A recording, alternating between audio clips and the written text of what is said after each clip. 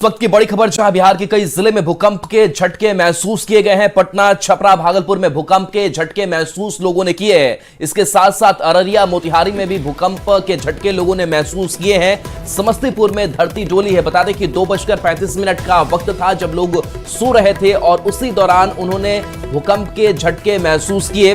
भूकंप का जो केंद्र है वो नेपाल बताया जा रहा है। 5.5 रिक्टर स्केल पर तीव्रता इसकी मापी गई है, यानी कि तीव्रता भी बहुत कम नहीं थी। और भूकंप नेपाल में जो केंद्र था वो रहा था 5.5 रिक्टर स्केल पर पूरी तीव्रता मापी गई है। तो बिहार के कई जिलों में लोगों ने भूकंप के झटके महसूस किए हैं, जिसमें पटना, छपरा, भागलपुर, इसके साथ साथ अररिया, मोतिहारी में भी भूकंप के तेज झटके लोगों ने महसूस किए हैं। समस्तीपुर में भी लोगों ने ये झटके महसूस किए हैं। 2:35 पर भूकंप के झटके लोगों ने महसूस किए हैं।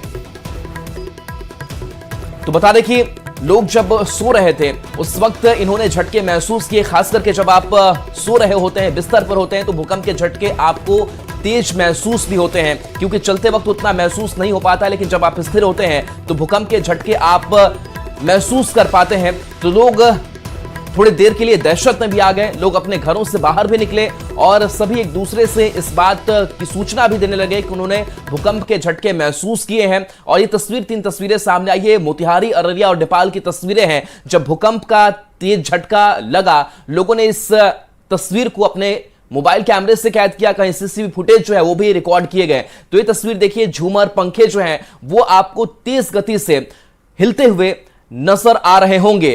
तो ये तस्वीर सामने आई है, विराटनगर की तस्वीर है और अररिया की भी तस्वीर है, जहां पर झूमर और पंखे हिल रहे हैं। और इसके साथ कुछ सीसीटीवी फुटेज जो है उसमें भी जर्किंग आप महसूस कर पा रहे होंगे। तो ये तेज जो झटके हैं वो महसूस किए जा रहे हैं।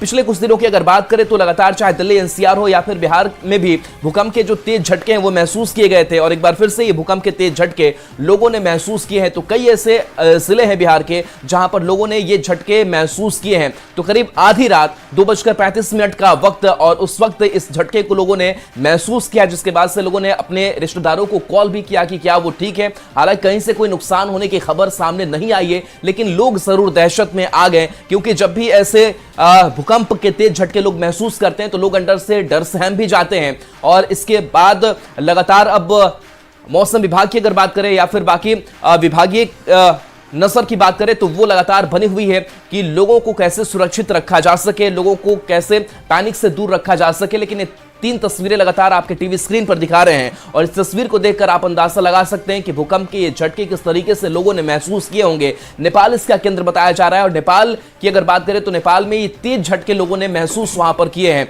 तो जब भी नेपाल जब केंद्र होता है तो खास करके नेपाल से सटा जो बिहार है वहां पर लोग इस झटके को महसूस करते हैं।